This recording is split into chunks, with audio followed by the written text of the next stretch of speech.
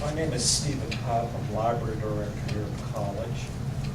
What we're going to do is give you a brief overview to several databases that you'll find useful for your Capstone projects.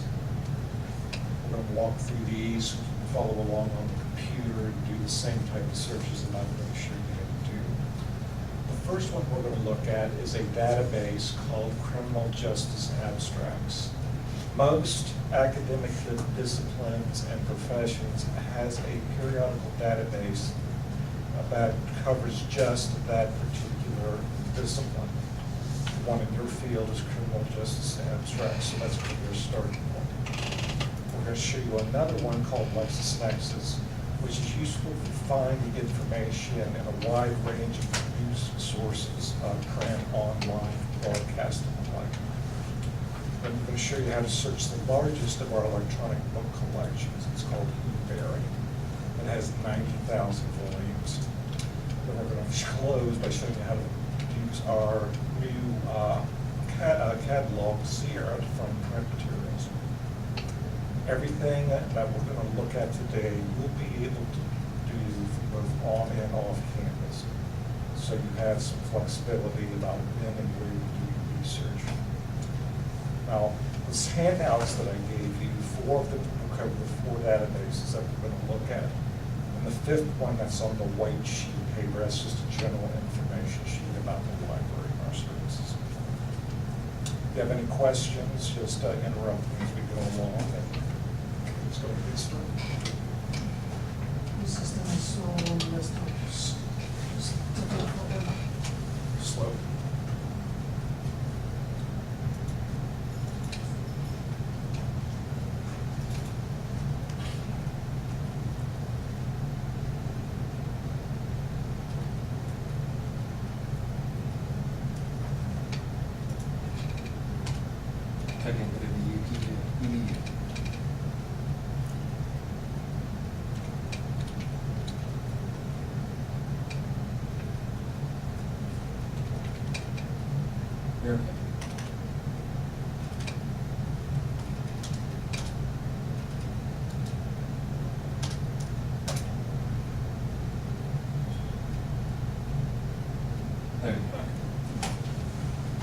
This is going to be our starting point. This is the college's homepage. Go from here to the library's website. Come up here to the line that says current students. And once you're on this page, you come down here to the line that says library. And that takes to the library's homepage. The URL to go directly to the library's homepage is on my handouts. Now the home page will list information such as our hours of operation, phone number for the front desk. To access the databases from on campus, you come down here on the left-hand side of the page, you'll see a column that says search. If you click on books, that pulls up the Sierra catalog. I'll go back one step. If I click on electronic books, it takes you to a page that lists all of our different electronic book collections. Because the stuff is so slow.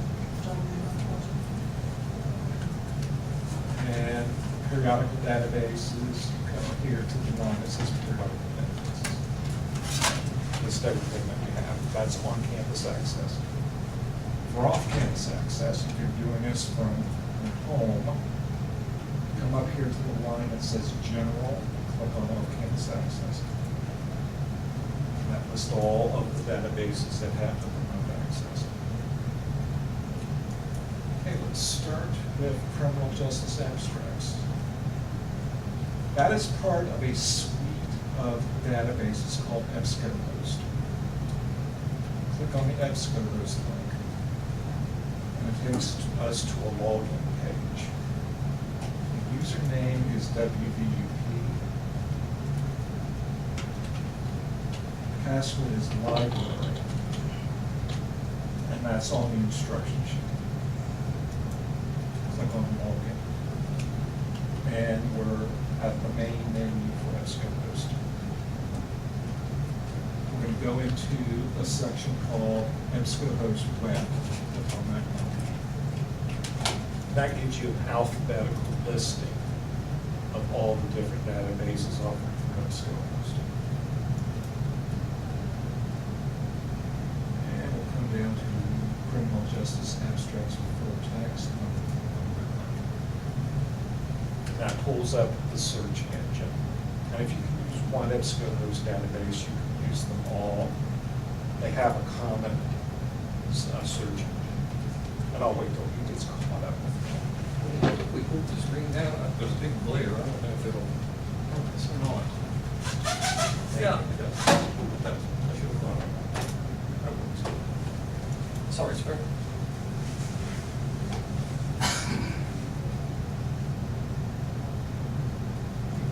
I love coming to this, guys, once a semester because it reminds me how to do it.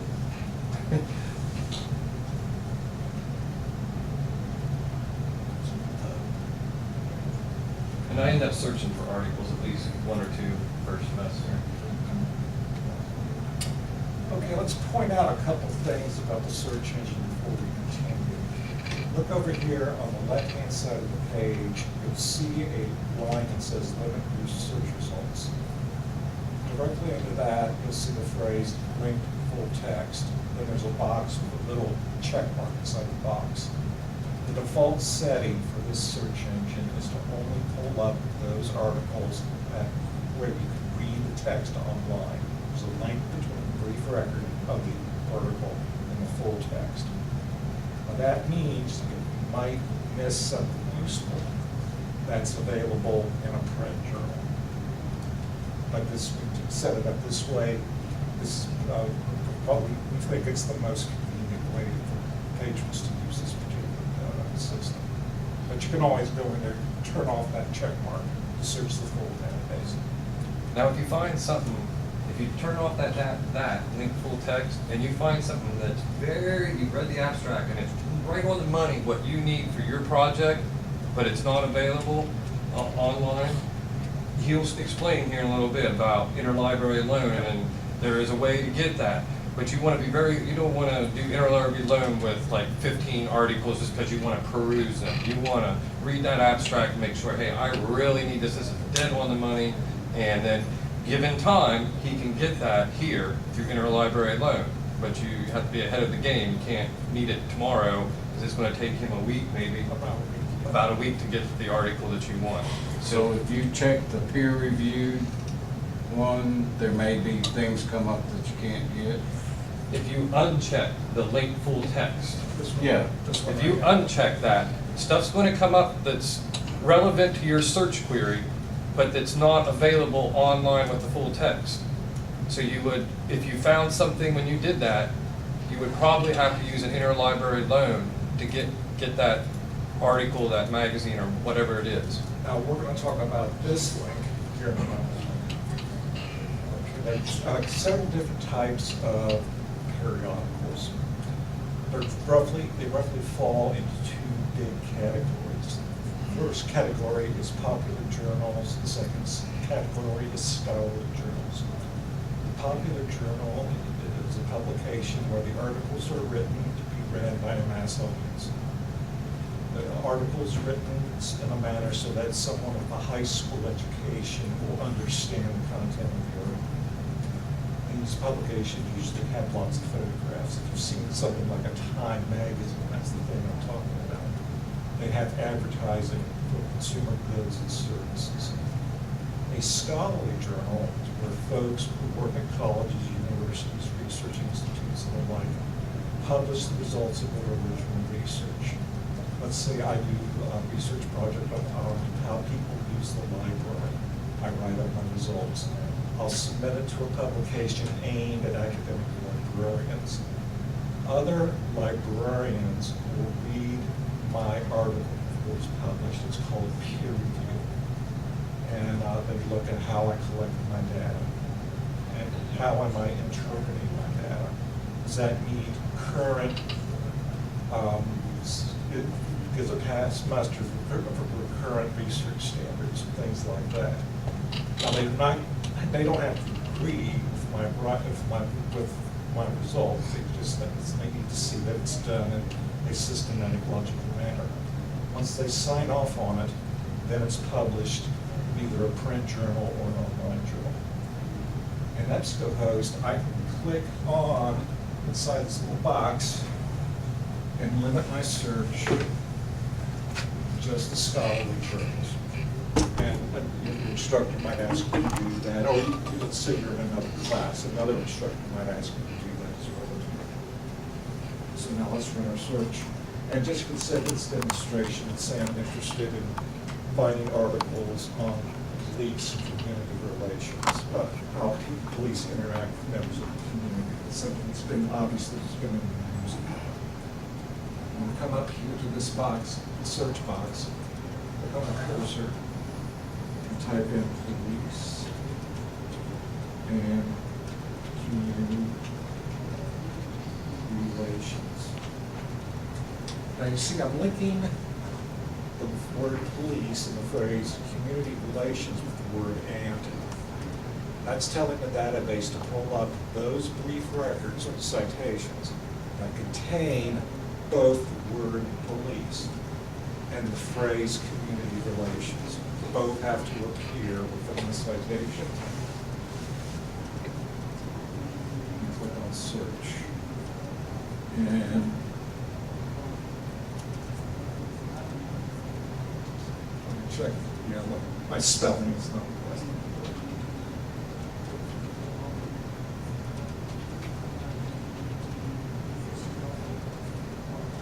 And I've got 245 articles where within the brief record, the citation, my word and my phrase appears. That's a starting point. But that's obviously too many articles to read during the course of a class. If I was doing a research project on my own time, I would probably look through all 200 articles, but we don't have that kind of time right now. So instead, what we're going to do is this. We're going to do some thinking. Decide which part of this bigger topic am I really interested in. Now, let's say I'm interested in how the police interact within the community and among minority groups. I'll rerun the search and click on the cursor and type the word "and" and type in minorities. And we'll click on search. And that brings it down to 25 articles. Now that's a much more manageable number for a particular class. And I can re-enter another search term and narrow that down even further. But you can see how this all works. You will link words and phrases together with the word "and" to really refine your search. Okay, what we're looking at here is what they call the brief record or the citation to the article. It presents the basic publication information. Gives you the title of the article, author or authors. Many times a scholarly journal has multiple authors. In italics, you'll have the name of the journal in which this appears. In this case, the Canadian Journal of Criminology and Criminal Justice. Gives you the publication date. This is a fairly recent article. It was published last February.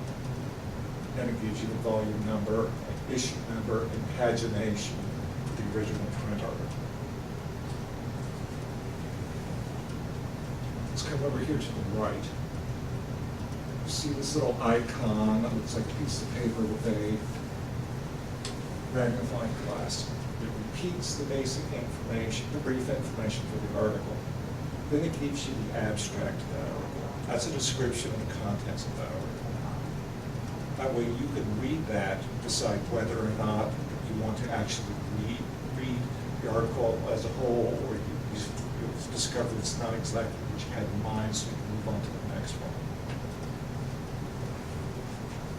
Now, most of the articles, full text articles in this database, are available as PDF files. You click on the PDF full text link. It opens up the reader. And eventually, network has been working a little slow.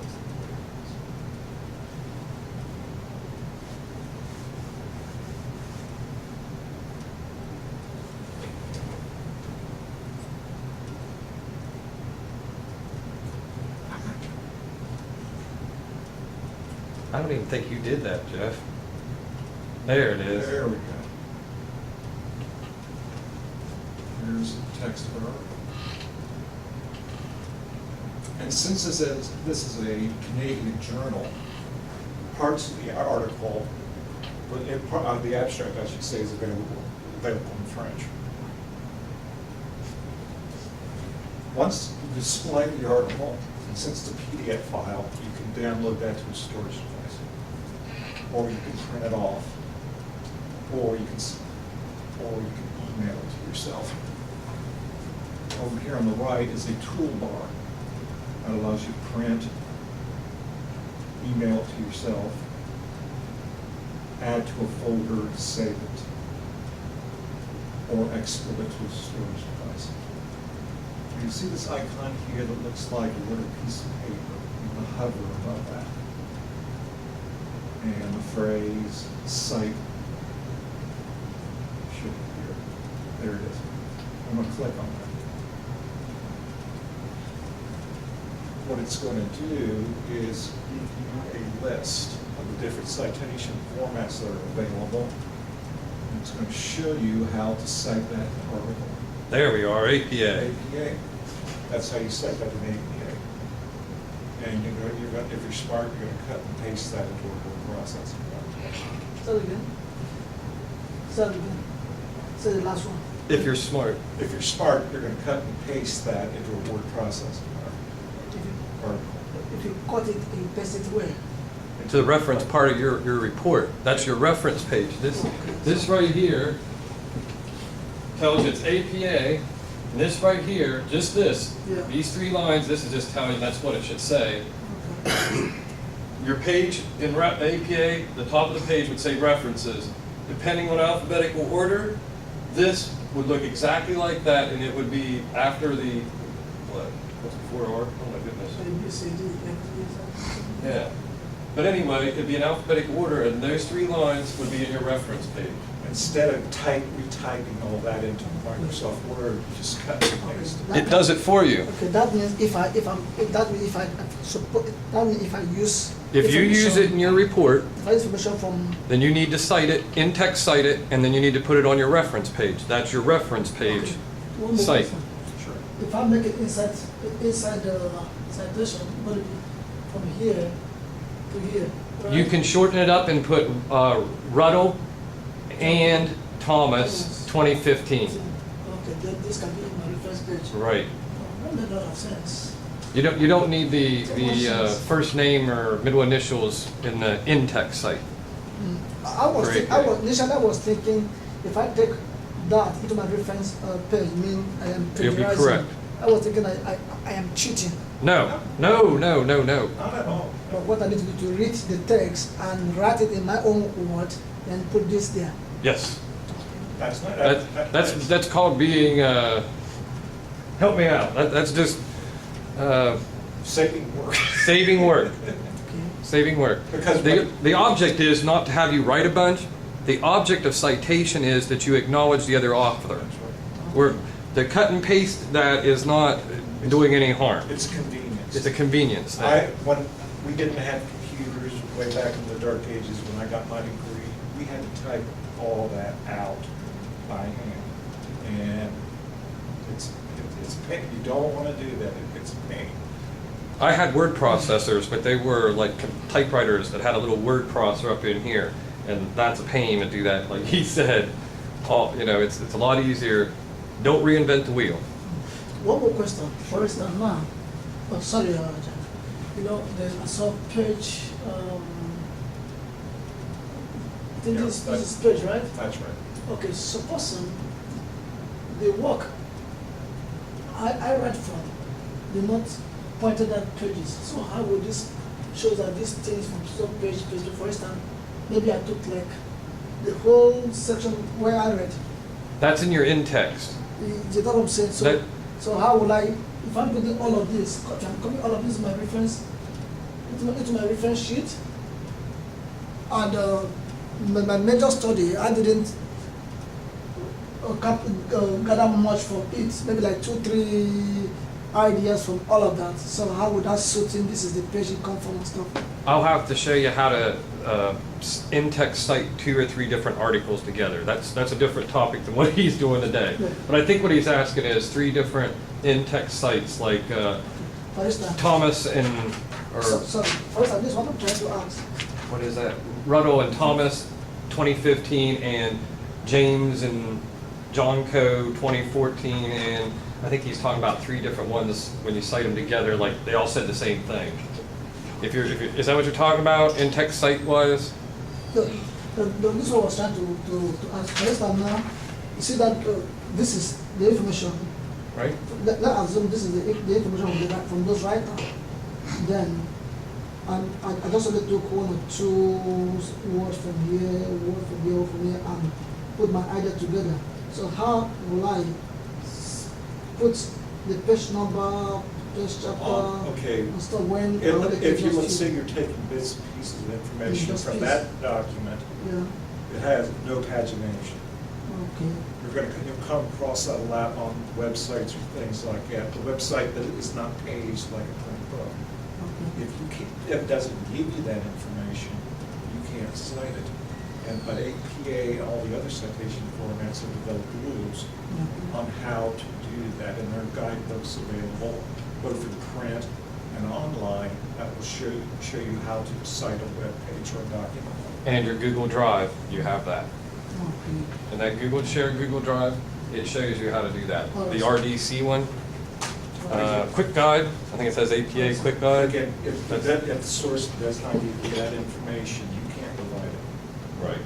And your instructor will understand that. But Right. if what you're taking is from something that does have pagination, be it in a book or a journal article on paper, or something like this, you got to show the pagination.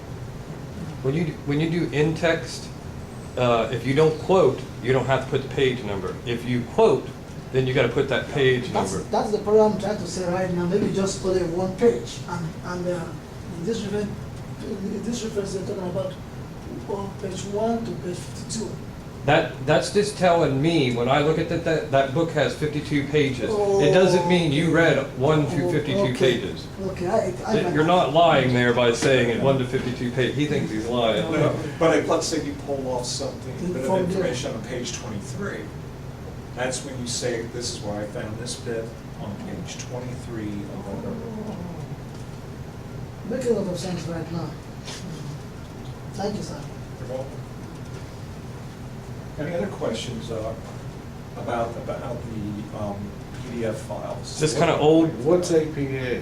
American Psychological Association. So, He's just messing with me Okay. because I am big on this in the last, when I started here and a lot of the students weren't. Jeff went to Washington State where rightfully so. Over there, you learn all this in freshman year. Yeah, and he saw me go through it with juniors and seniors that were like, what are you talking about? And were really mad because they had to learn it.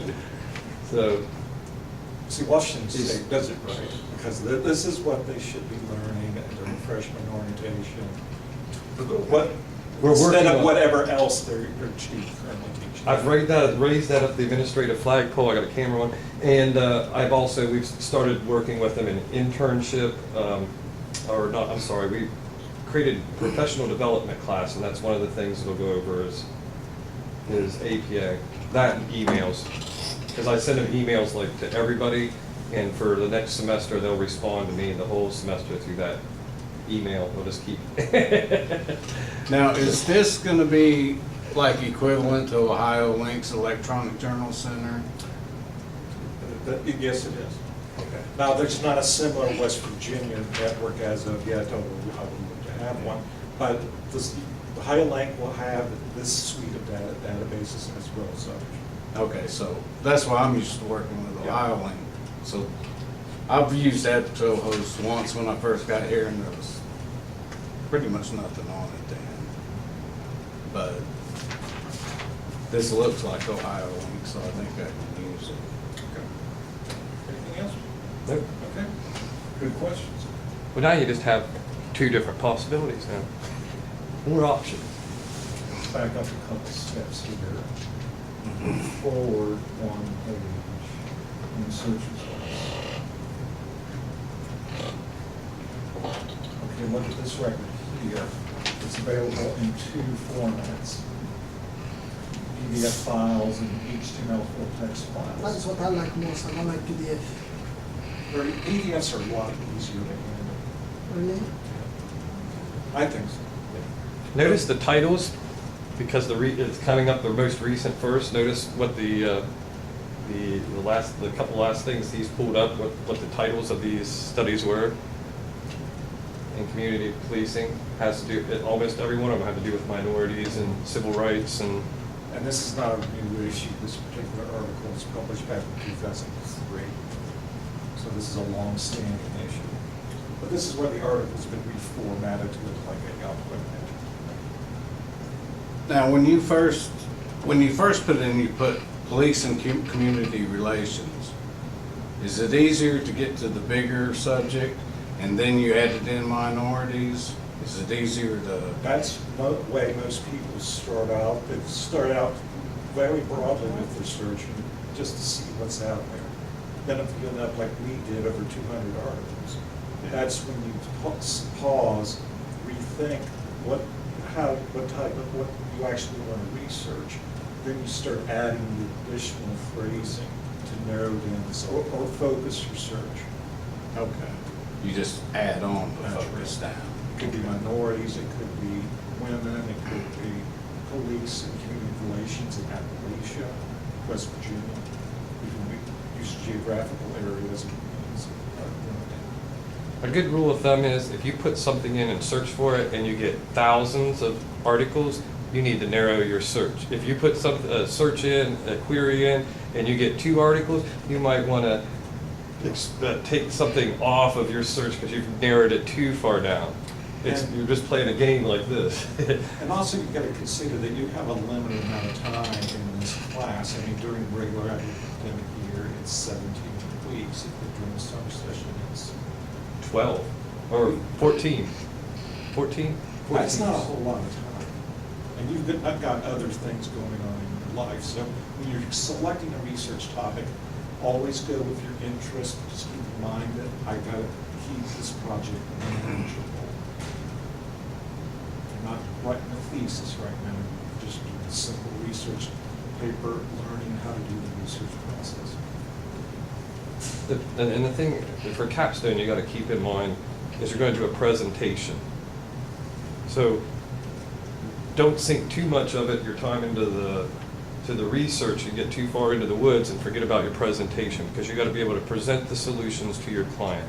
So don't reinvent the wheel. Find the material that supports a solution, whether you come up with a solution yourself or you got on there and searched and hey, this has been many things in criminal justice, since there's 50 states and 50 different ways of operating those states and their criminal justice system, and then you add on the federal. Any problem you encounter, I guarantee you somebody in the United States somewhere has had that same problem. And I can almost guarantee you there has been some scholars at some university somewhere that's researched it and wrote a paper on it. So you don't have to reinvent the wheel, is basically the project But to here. be able to Find this problem where somebody else, you went to your client, you found their problem. You do the research, you find where this problem's been researched before. And then you look for the best solutions that you can find, all right? And then you write your paper based on that with your client in mind, because you're speaking to your client, not to Professor Wharton. You're speaking to that client that has a problem that you're addressing them. And then you put a PowerPoint together from your paper for your presentation, and keep those 2 things in mind, because this isn't just a research paper you turn in and then for a regular class. This is a research paper that you're backing up with a presentation. So if you get way too much stuff, too many points in there, you've only got like 12 minutes. It seems like a long time, but it's not. That's not a long time to put a lot of information that you found, and say your introduction, like your client, who they are, the research that you found, your solutions, and why you think they'll work, because you're citing some things in that presentation, and you wrap it up with anybody got any questions. It's easy to fill 12 minutes. You want to be comfortable with those concepts that you're talking about. So don't cram your paper full of too many facts and figures that you could be up there for half an hour rambling through those. You want to stay with enough of them that gets you through the 12 minutes and that you can talk about with sincerity and full breadth of knowledge, you know? You don't want to have 15 solutions and not really know anything about them. You want to have one or two and know everything about those two solutions. We can finish all that 8 minutes. You just want to, yes, and you want to look confident. And if you keep it simple, I go by the KISS, keep it simple, stupid, because every time I try to do some other way, it messes up. So keep it simple and don't get too focused on making this the best research report you ever done. You know, make this the best research paper that presents a solution to your problem and that you can present to your client on stage for 12 minutes and look like you know what you're talking about and look professional, so that your client would be like, you know what, I want to hire him when he gets his degree and out of here. I want to hire him. And do you want us introduce our plan first? Well, that's in your presentation. In your paper, you don't really have to, you can and you should, but yes, in both, I guess you kind of do have to, like, this is my problem, because you have to narrow what you're talking about in your paper as well as your presentation. So yes, you can do that, but let's let him keep going. Okay, we're going to shift gears here a little bit and show you a different type of database. I'll close out of EBSCO host. Okay. We're back at the off-campus access page. I'm going to come down here to a database called LexisNexis.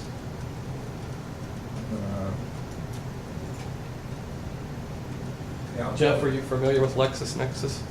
What I'm going to do is this. I'm going to close the browser. I'm going to go back in because we'll miss, if I don't do this, we're going to miss an important step in the login process.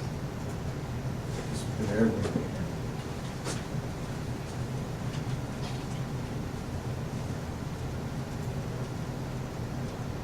Okay, back at the library's homepage, we're going to off-campus access. Now we'll go back into LexisNexis. Okay. At this point, we're going to enter the WVUP computer network. This is a little different login procedure. It's prompting me for a username and password. What you're going to use is the username and password you used to get on the computer that you're using. So I'm going to type in my username and password.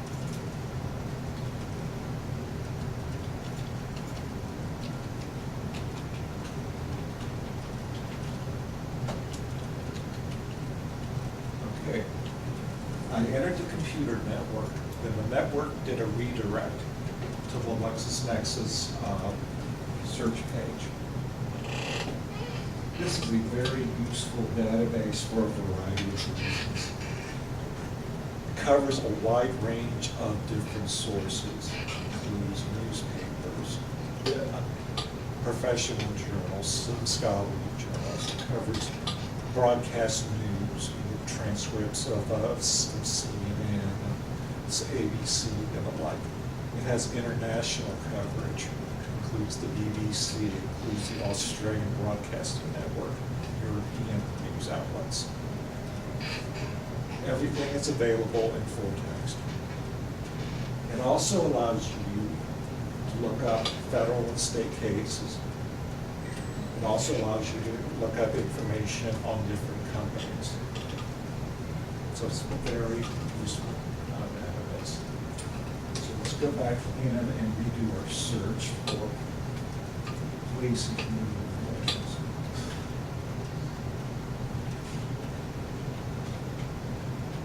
Now in this database, you don't have to use the AND connectors to link different words and phrases. You might want to correct police before you hit search. Like I said, spelling is not my strong. I just knew it would take longer. Oh, yeah. Same step. Click on search. and signing in.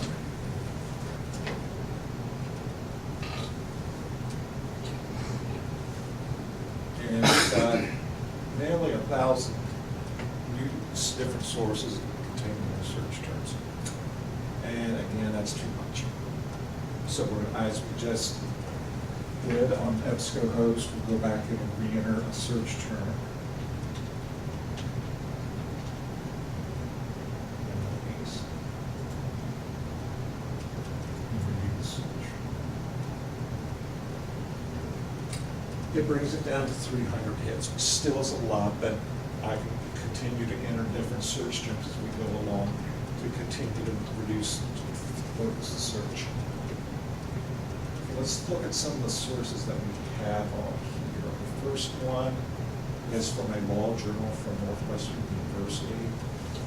The second article is a newspaper article from the Toronto Star. Same for the third one.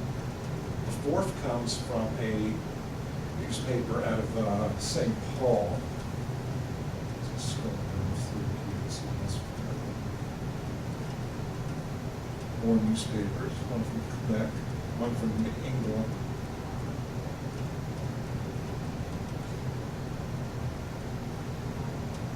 You may use papers from Great Britain, Canadian,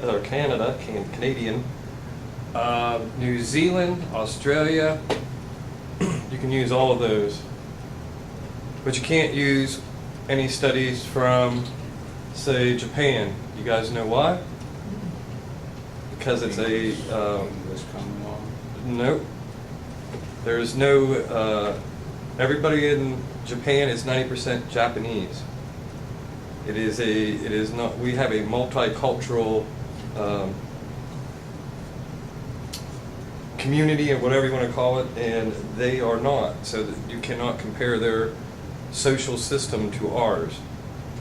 But if you go to Canada, Great Britain, Australia, pretty much matches our system, and you can use those studies.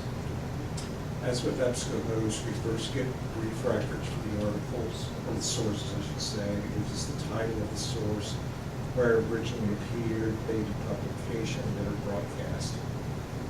The author is at the end of the citation. To display the text, click on the blue.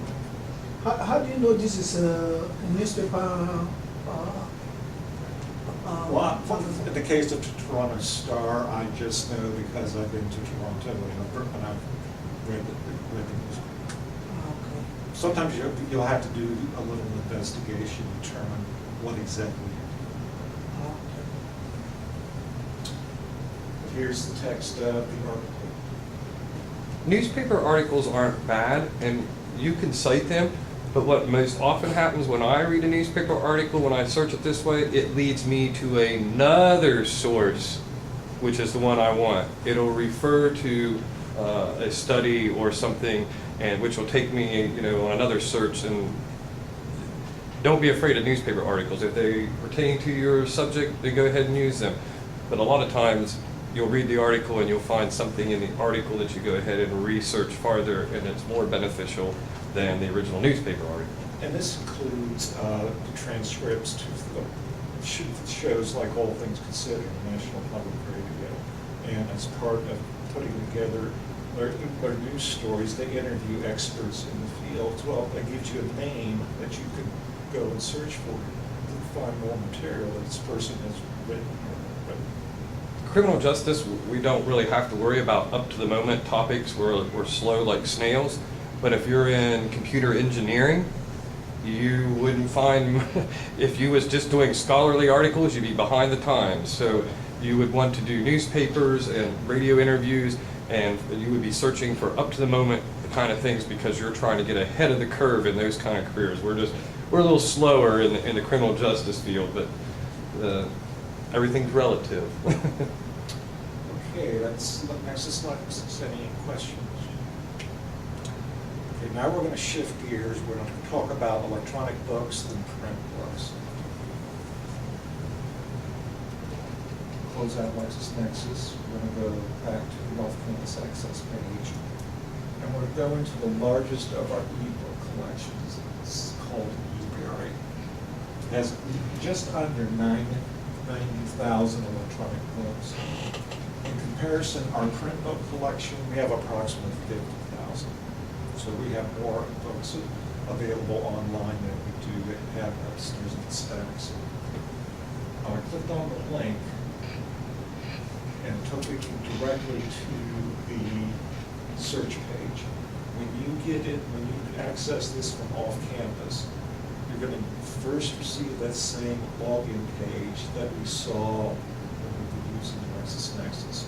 It's going to ask for your personal credentials to first get into the computer network, then for the redirect to the eBury. Let's come up here to the simple search engine and type in on top of it.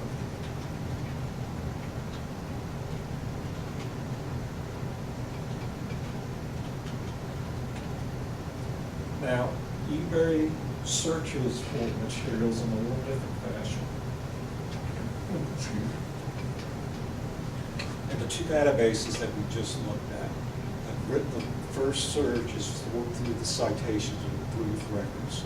Our terms have to appear within the citation.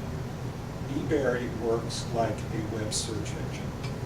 You go to Google, you enter your search terms, Google will find websites where your terms appear in the actual text of the websites. eBury looks for our search terms in the actual text of the electronic books. Wow. That's why we pulled out 55,000 books that contain our search terms. That's awesome. And again, that's too much to look at. We've got to narrow this down.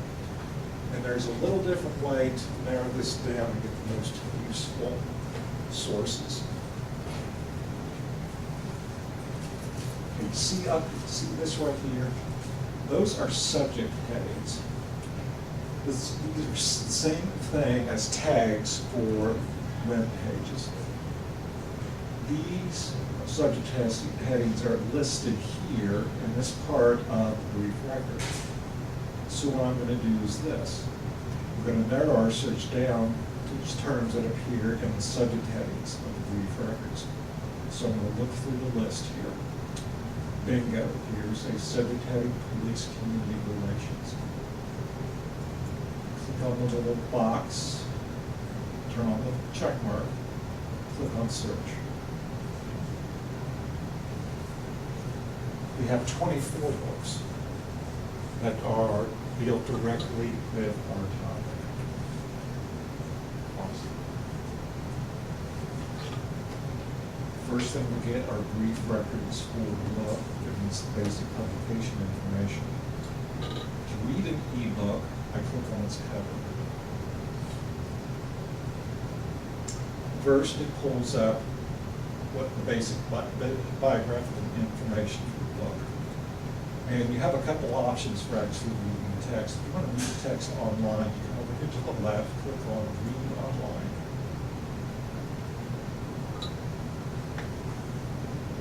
It pulls up the reader.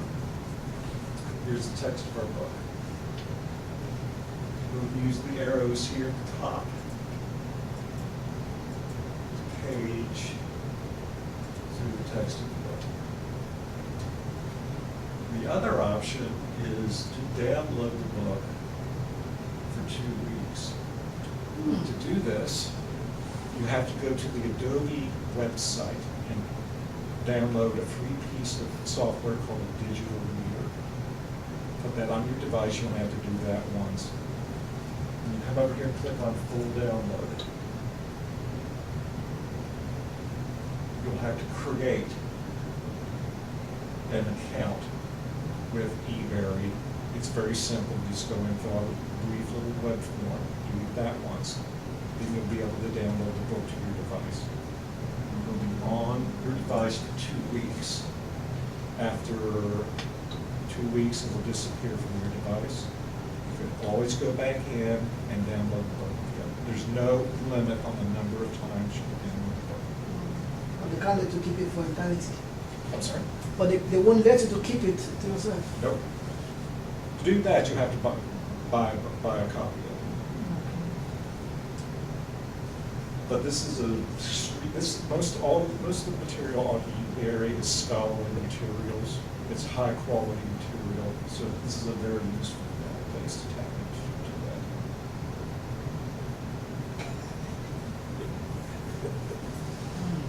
that. Ed got my TV. Any questions about eBay? Okay. One last thing to show you is that our catalog is called Sierra. This is how you can see what we have in the print book and video collection. Come over here, we're going to switch the search level catalog setting to keyword in our search terms.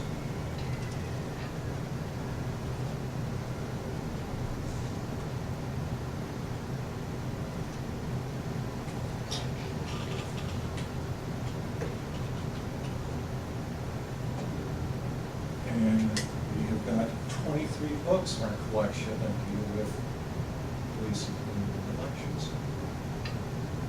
First gives you a brief record for the book, title, author, some publication information.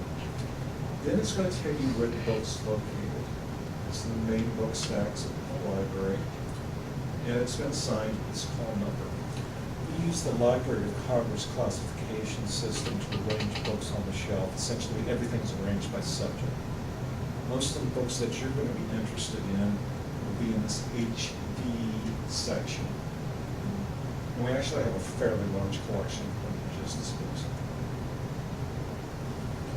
Now, we are part of a network of libraries throughout the state of West Virginia called Mountain Library Network.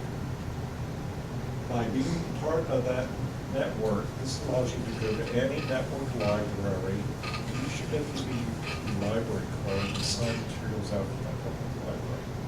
So you can go up to the Wood County Public Library on Emerson and sign materials out from their collection. Or you can go to Vienna Public Library and do the same thing. You see what they might have on this topic. We come over here to the right to where it says West Virginia University Partnership and click on the arrow. This lists all of the libraries as part of the network. And we come up here to where it says Northern Mountain Library Network Libraries. That includes us, that includes Wood County, that includes Vienna. And we're going to click on search. Now we have 28 books. So it's a way of just tapping into some additional information that's locally available. Also, this is a good time to talk about what we mentioned earlier about interlibrary loan. That's a mechanism where we can borrow copies of articles, copy of articles, and other books from other libraries. This is a free service. All we require from you is the basic publication information for the book that you want, for the journal article you want. We can, in many cases, we can get videos from other libraries. Then we go on to another network called OCLC. OCLC is a tool that we use to catalog books for our collection and also to borrow books from other libraries. This is an international network. If we find something, let's say, in London, England, that might be useful for you, and they're willing to lend it to us at no charge, we'll get it from London and England. Most of the time, we borrow books from within the United States and within the state of West Virginia. And again, as we mentioned earlier, it takes about a week for us to request the book and the book come in through U.S. mail. So it's a service you can't wait until the last moment and say, I need this, that, and the other thing. If I need it tomorrow, it's just impossible. So give us a week to fill in your request. Okay. Any questions about anything that we covered today? We covered a lot of ground, but just to give you a start on what's out there. The instruction sheets cover everything that we covered today. If you have questions or concerns, just give us a call, during operating hours, shoot us an email. We have a Facebook page. You can go to the Facebook page and post a question. EBSCOhost and LexisNexis, well, actually all three of the databases have online videos, either on their websites or we put together a couple of our own that's available on the library's webpage. They're very short, under 5 minutes. They'll give you an overview about how to do a basic search on these databases. Question. So what's the I'm no more in WVP. Will I still be allowed to access into this? But due to licensing restrictions, only people associated with the college can Once access this I'm data. graduated from here, I'm cut off. Now, you're more than welcome to come on site Okay.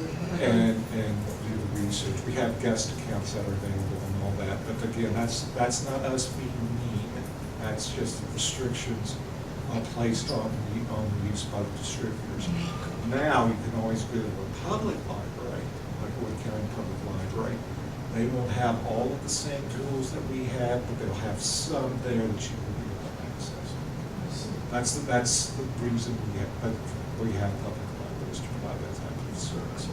Academics work just a little bit differently. Then I don't know if I have an idea. How about the school email? If I